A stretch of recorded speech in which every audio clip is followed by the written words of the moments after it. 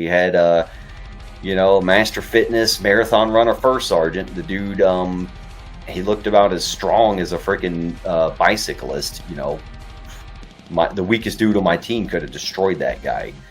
But he was the master fitness trainer and the first sergeant. What he said went. So all we did was rainbow flag Army PT every morning. We tried to go to the gym as much as we could. Guess what happened when we got to Ramadi? When we had 50 to 80 pounds on us, fighting and doing all this shit.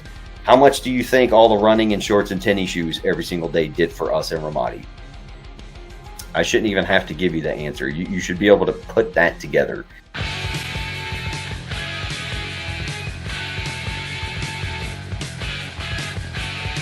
All right, so we're talking about endurance. Fun topic. I've caught a lot of shit for things I've talked about with this. Liam and Charlie, alrighty. I did a poll in the chat for this before we started, and I asked people, do we need to run for endurance training? Especially for grunt stuff, combat fitness stuff. Pretty much everybody said yes. That was the majority. All right, understandable. We've been doing this for over 100 years. You got to run for endurance.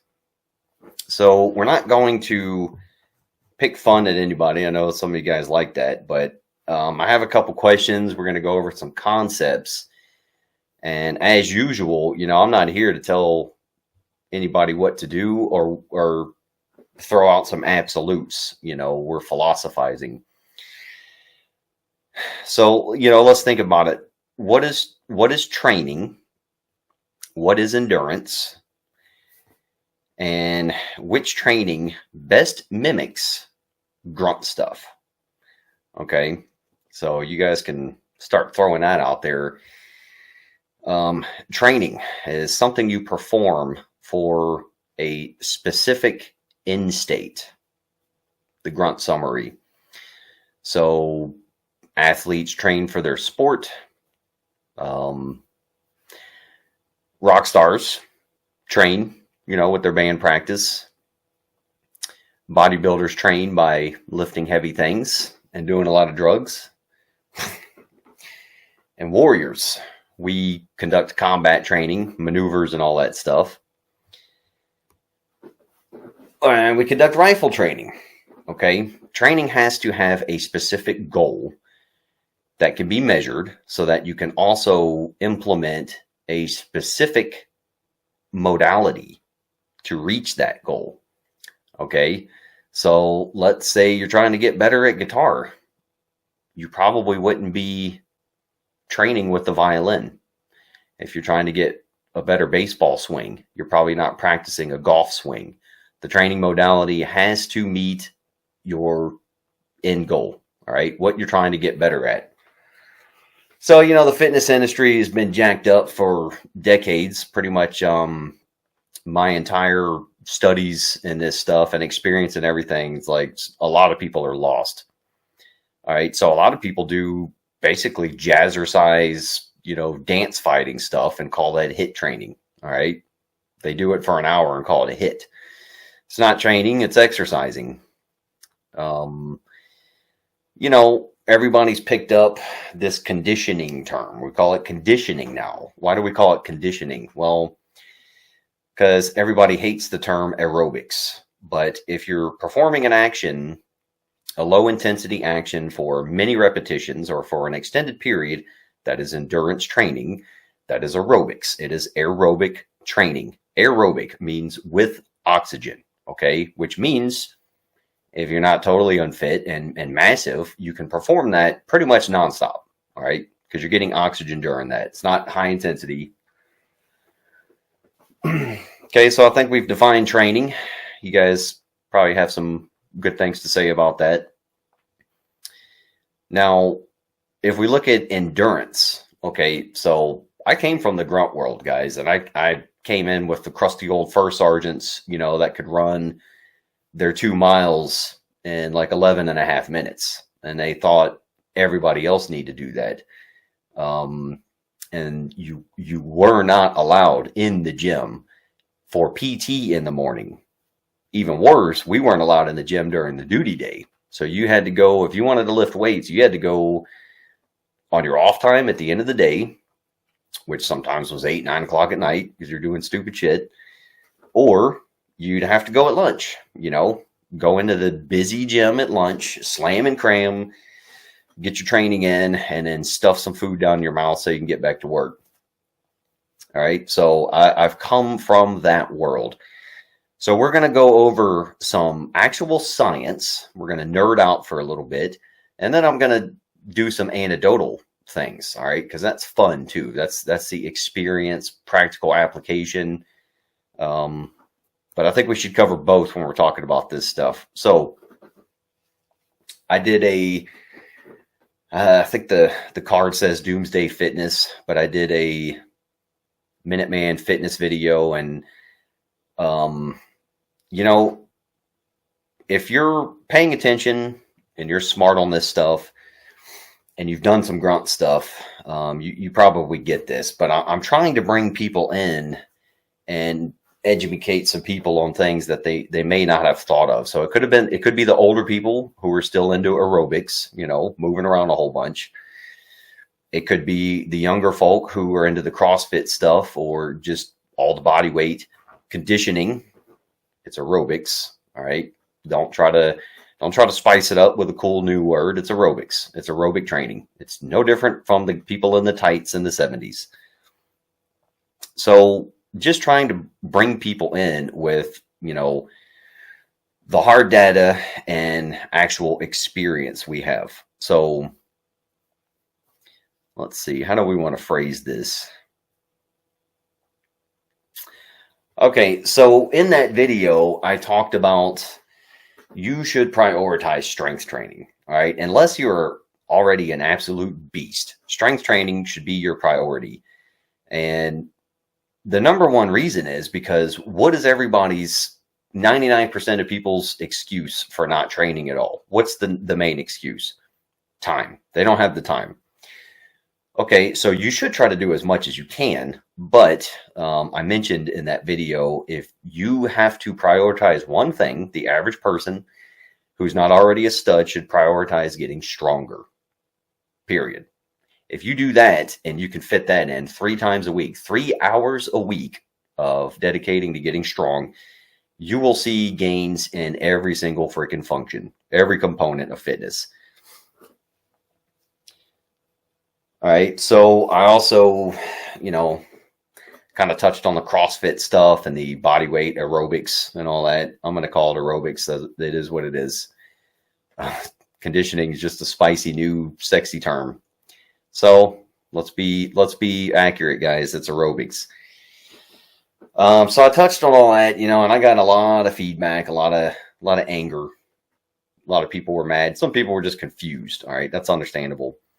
So just think about this. Okay. Which sounds crazier? Training for endurance in the combat mentality world by putting on shorts and tennis shoes and running a couple miles, even just 1 mile. That could be endurance if it takes you long enough. Or putting on the gear you plan on doing your missions with and either rucking and preferably doing some weekly rucking. Rucking, I screwed that up. So rucking and your actual combat training, right? So patrolling, and I don't mean going out in the woods to, knock my camera over. I don't mean going out in the woods to take some pictures and screw around and play with your new toys. I mean, like go out with your guys, even if it's just your buddies, and go through an entire op order. Say we're going to recon this site. We're going to move out there on foot and give your guys a 8-hour freaking patrol if you can, wearing your gear. On top of that, weekly rucking. And so people say, well, I can't run around my suburbs with combat gear on. Okay, fine. Just do the rucking. So which one sounds crazier? We got to train for endurance in the combat world, Do we A, put on tennis shoes and shorts and go running, or B, put on the shit we're actually going to wear, 40 to 50 pounds, and boots and pants, hopefully with a weapon, and go out and actually move in that stuff? Which one do you think is going to match the training effect we want? And so I think if you think about it that way, you kind of realize it's not so crazy when I say you don't need to run. You don't need to run in tennis shoes. Absolutely not. And again, guys, I get it, man. I came from the grunt world. That's all we did was freaking run. I left the grunt world by the time some chains of command started to get their heads out of their fourth point of contact and say, hey, you know what? Strength training is important. Some other things are important. Now they went into the combat conditioning, functional fitness crap. And it's better. It's a step in the direction, but we're still focusing on aerobics. Okay. So again, I'm not trying to put anybody down. You know, I was in that place, man. I think it's 100 years worth, maybe longer, of propaganda and institutional inbreeding. All right. Everybody had leaders. I came in at 03, you know, all the way up to 2019. And most of the upper guys, that's all they knew was run. You got to run. You got to be fit. How do you get fit to be a soldier? You got to run. And I did get okay at running. So don't get upset and be like, well, this guy just can't fucking run. That's why he's mad. All right. So we'll get to that. That's the anecdotal side. You guys will probably like that story. So we're not just picking on people. We're trying to, break some silliness and get out of some institutional inbreeding. Also in the military world, actual active duty military, okay, they have to do something. All right. If you've got a company of 140 Joes, you can't throw them all in a gym and expect enough leaders to teach actual strength training and really implement good physical fitness training. So what does the military do? They default. Okay, well, we can make guys do a whole bunch of push-ups and sit-ups and go run and do some sprints every now and then. We can do that and it won't kill guys. So I understand the military. Plus, if you think about guys coming through basic training, what are you going to do? Take a 18-year-old kid off the streets and expect a drill sergeant to implement a starting strength program with them? Like, drill sergeant doesn't know how to squat or deadlift properly. You seen those guys? They're all marathon runners. Most of them. Mine was a machine, but still, he ain't teaching deadlift and squats. He got a 320 PT test. All right. So, so the military has to do something. And also, if you're deployed, you don't always have a gym. You don't always have equipment. So we can always teach guys to run, do push-ups, sit-ups, and burpees and shit. And that's better than nothing. All right. So if you're sitting on the couch and you're wondering where to start, and that's where you want to start, fine, man. Have at it. All right.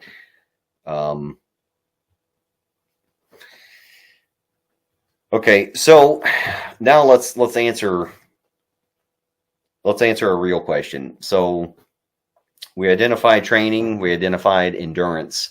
Now, how do we train for endurance? And more importantly, how do we measure that? Okay, so let's go back to the practical side of training. What is training?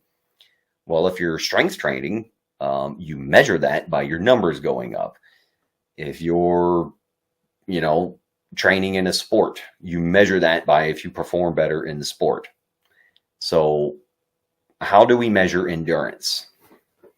Now, this Grunt has an outstanding crayon presentation ready for y'all.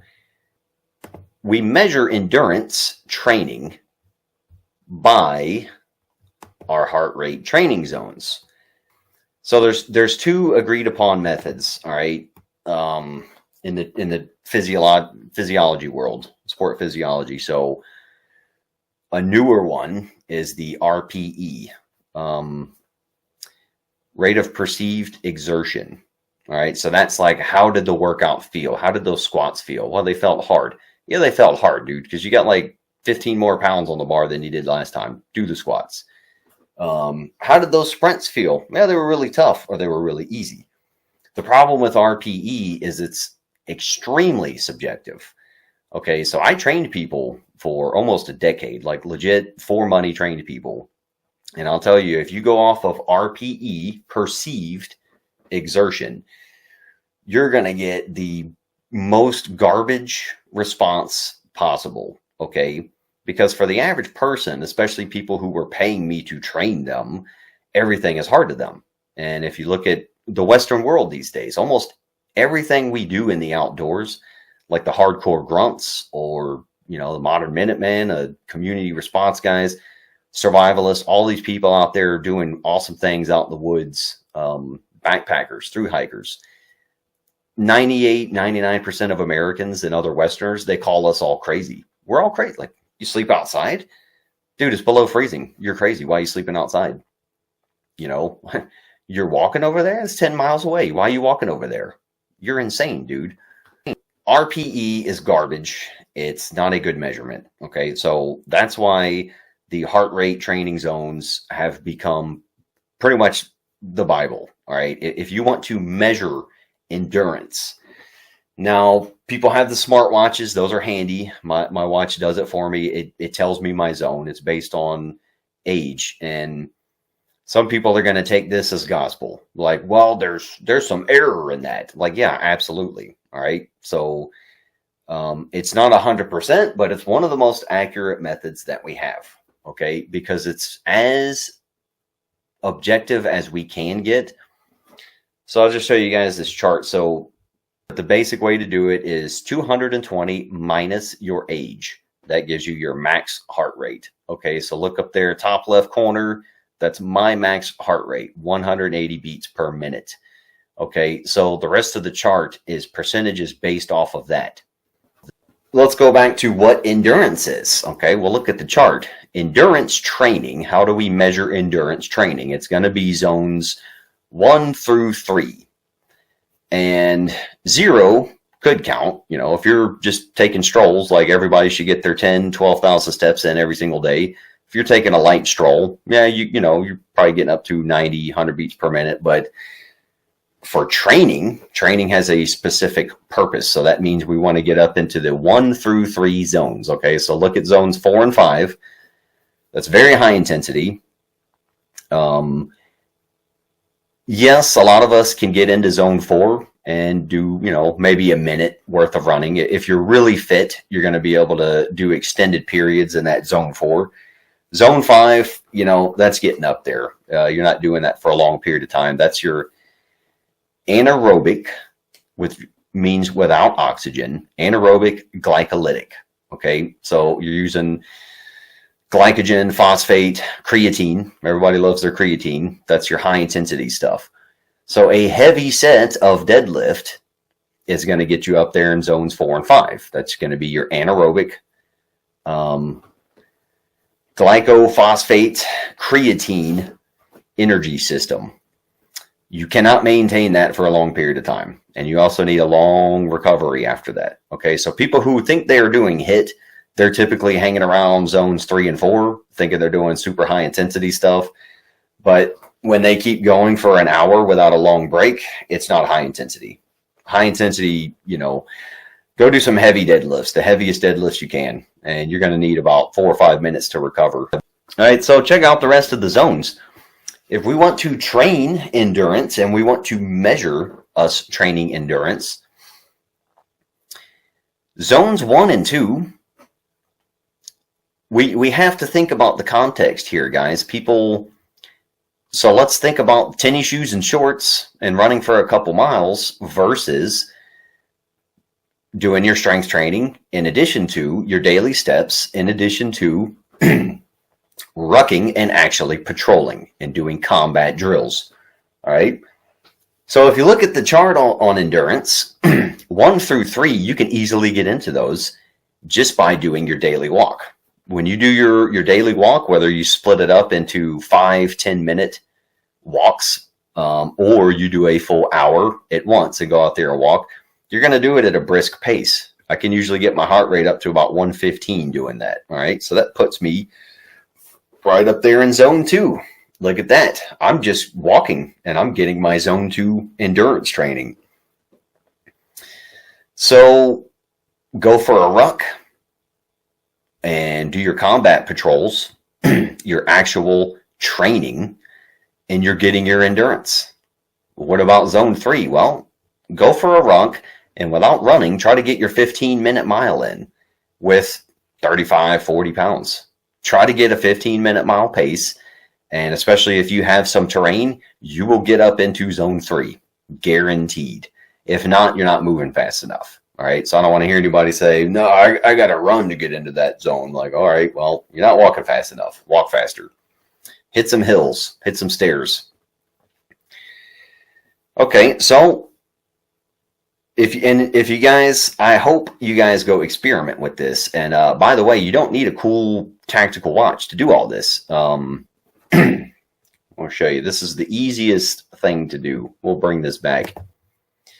So when I first started training people, I just had a crappy old Timex. All right. You don't need a digital tactical watch to freaking do all this. You know, find your pulse, count it, look at your watch. The easiest, fastest way to do it is look at the watch, you got your pulse, you start where you can actually monitor that. Start counting and count your beats. Count every single beat for 10 seconds. All right. Multiply it by 6. That's a pretty close estimation of your heart rate. If you want to get more accurate, but you're short on time, do it for 30 seconds and double it. That's how I first started training people, you know, and it'll get you pretty accurate. If you want to count your heart rate for a full minute, go ahead and do that. All right. Because you'll notice that your heart rate comes down during that minute while you're counting. So that's why it's going to be the most accurate. And that is showing your heart rate recovery. Okay. Heart rate recovery rate. All right. But if you just want a snapshot of where your heart rate is in the training you're in, do it for 10 seconds, count whatever number you get after 10 seconds, multiply it by 6 because we should get a minute. And there you go. That shows you where your heart rate is during that training. You might have, if you're running or rucking, you might have to stop to do it, but I've never had a problem. So anybody can do this. You don't have to tell me, oh, I don't have a Garmin Instinct solar GPS dildo like you got. Okay, well, use your finger, use a watch. All right, piece of cake. Well, I'll ask you guys the question again. Do we have to go running in shorts and tennis shoes for miles to train endurance? Well, here we go. Running in shorts and tennis shoes, you're staying in zone 3. You might get into zones 4 and 5 every now and then, sure, if you add sprints or you're climbing a steep hill. Okay, but most people who are running for endurance aren't doing that. They're doing long, slow jogs. Long, slow, steady state cardio is what we call it. All right. So looking at this data, no. You don't need to go run in shorts and tennis shoes to get your endurance training. And as a matter of fact, you can get your endurance training, but it's not the most efficient way to do it. And it's not training. Remember, we define training. It's not training for what we actually want. What do we actually want? Okay. We want to be able to hump for miles with our gear on without falling out. We want to be able to do patrols and raids and all this stuff without dying. Okay, and we do that with our combat gear on. Boots, pants, probably a top, you know, and your ruck, friggin' plate carrier, chest rig, whatever you're sporting, and your weapon. Okay, so again, which one seems crazier? Running for miles in shorts and tennis shoes to get into these zones? Or going rucking or doing your patrolling, with your equipment on. And if you can't, you know, again, we got to think about the suburban guys, you know, I can't walk around in combat gear. Go ruck, dude. You can ruck. Everybody can ruck in any neighborhood. If you live in a neighborhood where you cannot go rucking, you should move. Okay. You should definitely move because nothing I say on this channel is going to be for you if you're in an area like that. But for most normal Americans, you can go ruck anywhere. This rubs people the wrong way. They're like, well, but you have to run. Running is endurance. you know. And then you got the marathon runners. They're like, dude, I can run a 7-minute mile pace and I'm hanging out in zone 2. Okay, cool. You're fit and you're a good runner and you have great endurance. Good for you. But again, if we're training, remember what training is. How is that training you for doing your job as a grunt? It's not. Nobody I've been in combat with or has been in combat, I've always asked, you ever do a firefight in shorts and tennis shoes where you had to run a couple miles? No, zero. Never happened. The longest guys would run in their PT shorts and flip-flops, with no shirt, would be like maybe 50 meters to get to a firing position because their combat outpost was getting attacked. Literally 0 people have been in battle in shorts and tennis shoes running for miles. It has never happened, and it probably won't happen, okay? What has happened? Well, people have been wearing 30 to 60 pounds of gear. And remember, guys, this grunt world, all this tactical patrolling stuff, you see these guys doing their sprints, the gun tubers and stuff. Guys, that's like 1% of this stuff, okay? Most of the job, most of getting out there doing your patrolling and everything is sucking. It's rucking, all right? Walking way the hell over there, doing an OP, staying up all night or barely getting sleep, walking your ass back with all your crap. Downrange, it's doing the same thing. Walk here, walk there, all this junk on, all right? And if you get into a firefight, the most running you're going to do is going to be a couple sprints. You're sprinting between cover, maybe across an open area, but you're not jogging in PT shorts and shoes. You're running with your gear on. Okay, so I know we need to cover this. People say, well, you got to run to be able to do your sprints in 3 to 5 second rushes. Yeah, that's a fair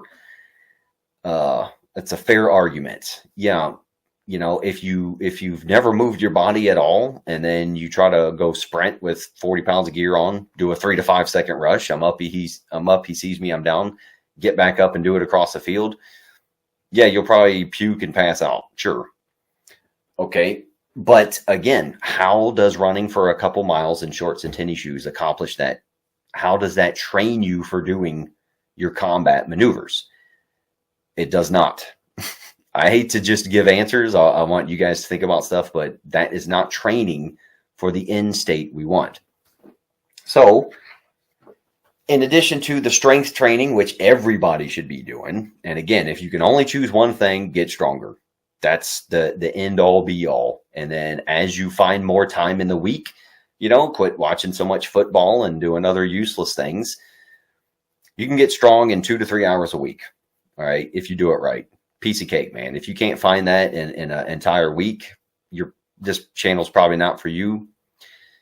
As you find more time in your week and more motivation to do more, well, you should be rucking every single week. 3 to 4 miles, 15-minute mile pace, 20% of your body weight. You can do that. Boots and pants.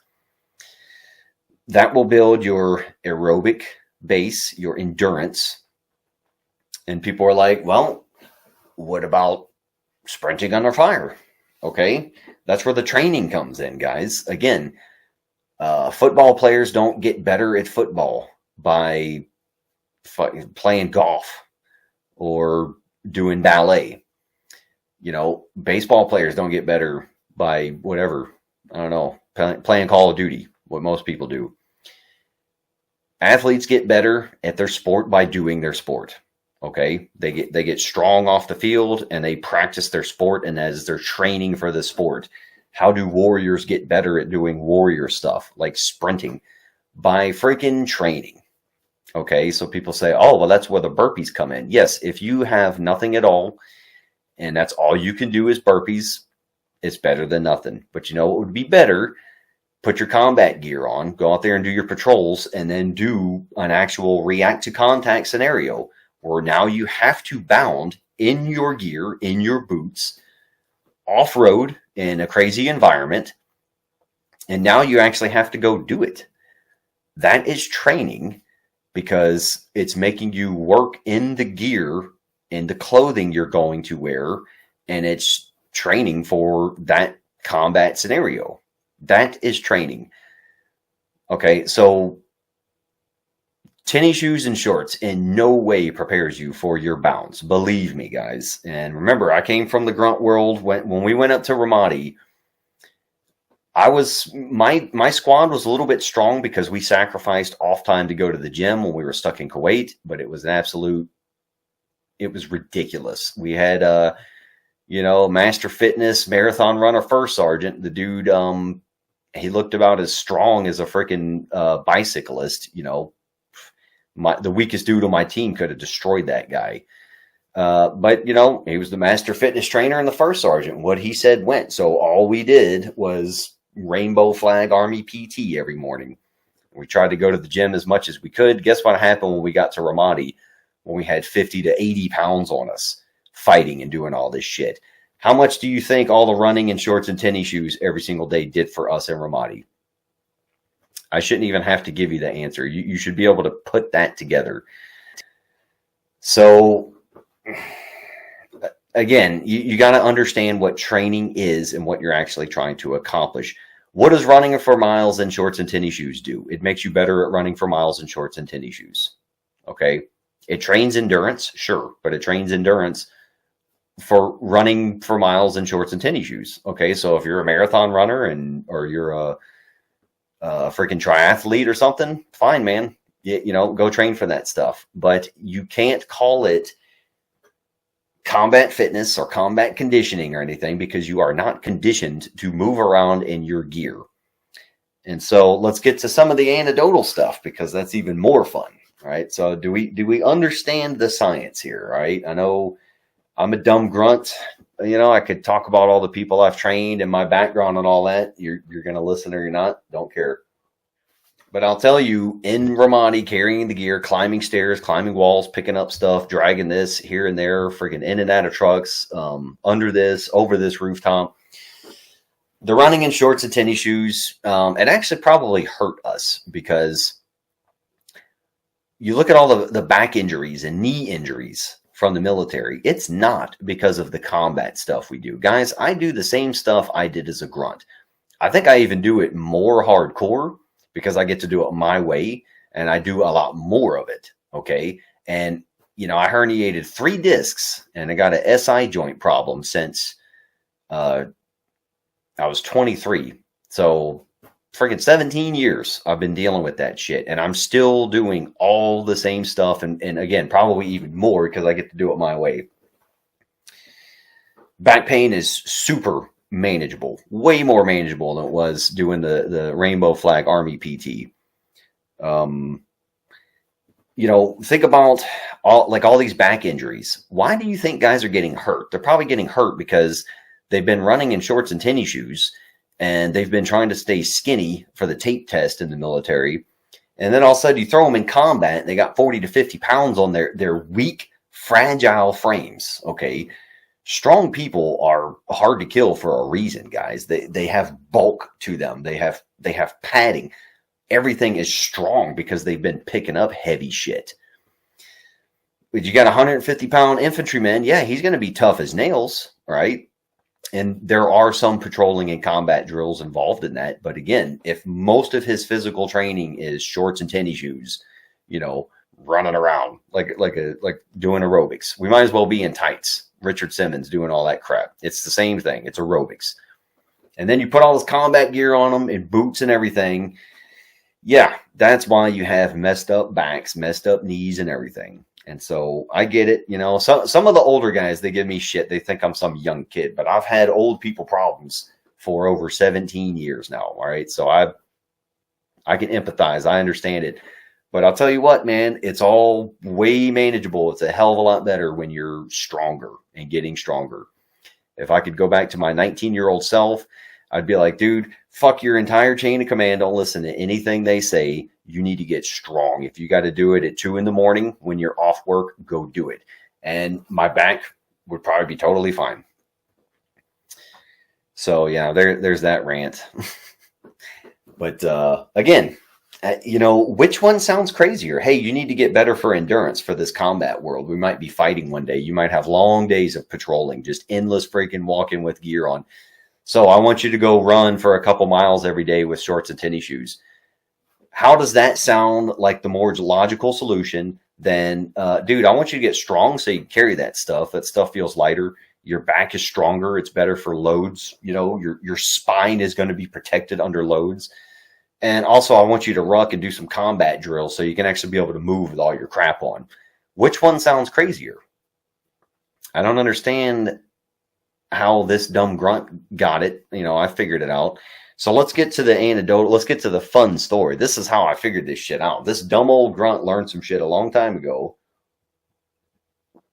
before the college degrees and training people and all this and analyzing this stuff nonstop. So there I was, 19 years old, saw gunner, the outskirts of Baghdad. We were mostly in the city in the green zone, and then we got pushed out to the farmlands of Bayap, the airport. It wasn't a hot zone, guys. Not big combat ops. Okay, this was 2004. It was very safe. The only thing they were worried about was people launching rockets at the planes coming into the Bayap, or mortaring the crap out of the place. So we just basically did presence patrols. It was patrols basically all freaking day. Or if you were on night shift in QRF, it was during the night. So for,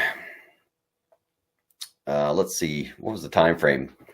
So basically, I'm a 19-year-old kid deployed in a saw gunner. We're on our feet almost all day. You know, minimum 8-hour patrols. Just we'd hop into Bradleys, go somewhere. They'd kick us out somewhere. We'd do a little patrol. You know, come back, get in the Bradley, get pushed out somewhere else, and go freaking patrol. So doing that crap all day long. 40-something pounds of gear on, plus my saw. And so I'm the typical 19-year-old deployed dude. What do you think I did when we got off duty? You think I went and worked out with the smart guys who went to get strong? Hell no, dude. I'm deployed. I'm in a combat zone. We came back. I cleaned my weapon because I was a good machine gunner. Probably took a shower, got my stuff ready for the next patrol, and then I was on my back watching shows or whatever in the crappy little portable DVD players we had, okay? Zero extra physical fitness training outside of patrolling, zero running, okay? I've never been a runner, dude. I played football and baseball. I've done all the running sports. I did the running in the Grunt World Garrison crap. But if it's up to me, I ain't freaking running, all right? So you need that context. Never ran at all. So about 5.5 months into the deployment, the Army decides, hey, you guys need to do a PT test. You're due on your PT test. The smart guys in the unit are like, isn't the PT test supposed to prove or show that we're capable of physically doing our job? We're actually in a combat zone, physically doing our job every day. We're patrolling and doing combat ops every single day. Why do we need a test? The test is that we're on the ground. But yeah, this is the Army, man. This is how smart the Army is. So they're like, no, piece of paper here says you got to do a PT test at least once a year, even while deployed. You're doing a PT test. So yeah, there's no fighting that, guys. That's why I don't miss, for the most part, don't miss that garbage. Very few thinkers up there. On the platoon level, awesome dudes, but all the people up there writing these papers and handing out orders, yeah, special, very special. Okay, so PT test comes up, 19-year-old me. I'm just out there. This is gay, man. I'm smoking at the PT test the whole time. This is stupid. We're all complaining about it. You know, and I was fit as hell, okay, because all I had been doing for the last couple months was carrying my entire combat loadout every single day. The saw, and I had the old school saw with the. No, I put a 100-round nut sack on there to make it a little better. It's a 100-round. We call it a nut sack. But still, I didn't have the cool tactical Delta fucking, you know, cool shotgun. I had the big old robust freaking thing with the bipods getting stuck on everything. So my only physical fitness training was actual patrolling. And I don't know if you guys have ever crossed farmlands before, but it sucks. And it really sucks with 50 plus pounds on and a friggin' machine gun on your chest. So we're like walking in these huge wedge formations as a squad, and stupid new private saw gunner. I'm in the very back on the wing of the wedge. And that was my physical training, crossing farmlands, just sucking ass. My squad leader, the best leader I ever had, he was kind of a dick on purpose, but, best friggin' leader I ever had. We lost him later in Ramadi, but it was a pretty safe deployment I'm talking about. So he had his fun and messed with me, and the other younger dudes.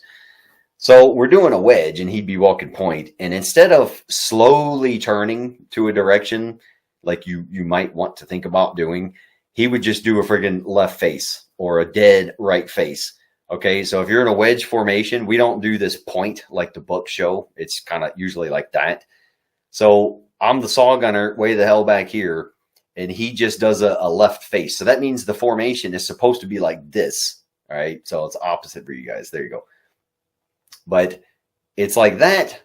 Squad leader's going that way, and I'm supposed to be up here within a second, so and he did that on purpose. And as soon as he would turn, he would look at me, and if I wasn't, at least if I wasn't walking as fast as I could or had some kind of trot to me, he'd be like, hurry up, what are you doing? So at the most, I might do a little airborne shuffle with my saw to try to not eat shit in the farmlands to get back online. I don't know, 10 minutes go by and I'm looking around. I finally catch my breath and he just friggin' does a right face. And it's like, oh. But at least if you're on that side and he does a right face, you kind of just stand still. It would be that I was always on this side. It was always that left face. I'm like, damn it.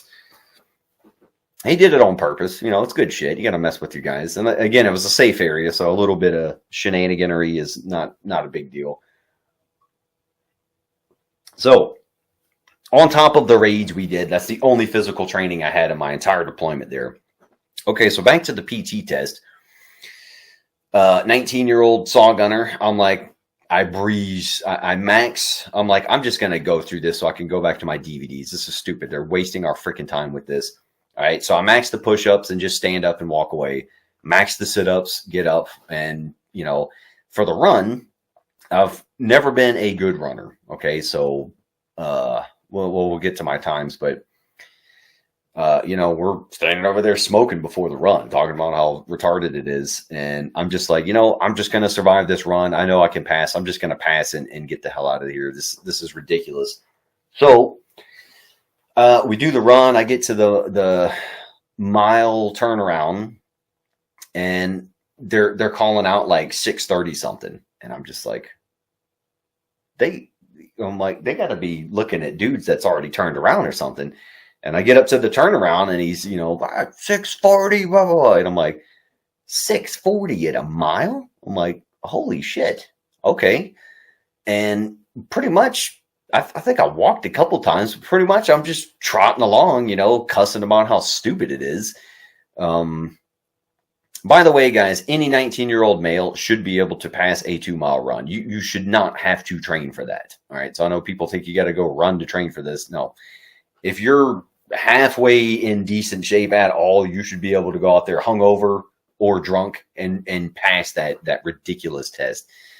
People complain about it all the time. And I'm like, dude, I'm not a runner. I hate running. I never run and I can pass the dang thing. All right. So anyway, so hearing my halfway time, I was just like, oh, dude, I'm golden. I just got to cruise. So I'm also kind of thinking, hey, they're wasting our time. I'm out here in the sunshine. I might as well get a little bit of a workout. So I would kind of push it a little bit. And then as soon as I got tired, I'd freaking kind of trot and might even walk a couple times. Guys, my run time for the 2-miler was about 13:14, somewhere around there. That is the best 2-mile run I ever had in my entire career. Okay. Better than the end of basic training when you should be pretty good. Even better, I never got under a 14-minute 2-miler ever again. Okay. So that proves that I'm not a real runner, dude. I could do a lot of things, but the long distance running, nope, I'm good. So I got the best 2-mile time while deployed. Okay. So think about, you're pretty exhausted on a deployment. If you think about it, you're kind of underfed. I was a skinny 19-year-old, so, underfed. If we weren't patrolling, I'm on my back, being lazy, You got the mental stress. Your cortisol levels are jacked up constantly in that environment. And still, I go out there and pretty easily smash that ridiculous test. Okay. So what's the lesson here? Well, does it seem like maybe all of my patrolling made that test easy? Pretty much, yeah, because I'm walking across the farmlands and might have to trot for 20 feet every now and then because my squad leader's messing with me. But zero running in shorts and tennis shoes for miles. And as a matter of fact, about 8 years later, when I'm ridiculously fit, I mean, all across the board by all numbers and measurements, everybody likes insanely fit and jacked, really good runner. I still could not get my run time. I think the last good run time I had was about 14:12, lower 14. Despite all the running training I did, all the body weight conditioning, body weight aerobics, we'll call it, all the extra running I did, all the specified training I did, knowing the science behind it all, like I had my degree by then, still couldn't get under 14 minutes. And yet this dipshit private saw gunner who only walks around with a machine gun, crossing farmlands and all that, I had my endurance base. It was so good. If you think about it backwards, now we can think about how ridiculous a lot of these arguments sound. Well, you need endurance for the combat world. Yes, agree. Patrols require endurance. That's a long-term activity. You need endurance for it. Okay, so we're in the military. We're going to go run for a couple miles in shorts and tennis shoes to get our endurance. No, wait a minute. Hang on. Okay, you had me at we need endurance for the combat world. Yep, agreed. And now you're saying go out there and run for miles in shorts and tennis shoes. No, you lost me there. That should seem crazy, all right, at face value. But now let's think about it opposite. If I tell these people, if I tell people this story, if I say, dude, to build your endurance, you need to get strong. That should be your priority. But for your endurance, go ruck at least once a week. Get your daily steps in. Don't be a lazy jackass sitting on the couch eating donuts all day. Get your steps in. Ruck once a week. And hopefully do some friggin' actual patrolling, which is training. Actually get out there and train with your gear on. That is your endurance base. Those people think that's crazy. And then when I tell them that story, about how much that made that stupid test so easy, it was because you were young and you could do anything. Well, I was young in basic training. And I wasn't as smoked. Basic training was not hard for me. I'll tell you guys that. If you're halfway in shape and tough and you have a sense of humor, basic training is easy. And I know all the older guys are going to come out like, I don't know. I knew dudes who went to basic training with the Vietnam vets. Like, yeah, you got punched in the face and you got hazed for no reason, but it wasn't really hard. And I don't know if it's been hard for, since shit, man. Still, if I went out and ran a 2-mile right now, actually I did a mile not too long ago and I got about 640 something. I don't freaking run, guys, and I'll still go do that. Why? Because I had the aerobic base from the actual training that I do, the patrolling training, hanging out with the boys out in the woods, freaking backpacking, ruck, man. And this 1 mile time was, we're like 4 months post knee injury. And I can already do stuff like that. Very cool. So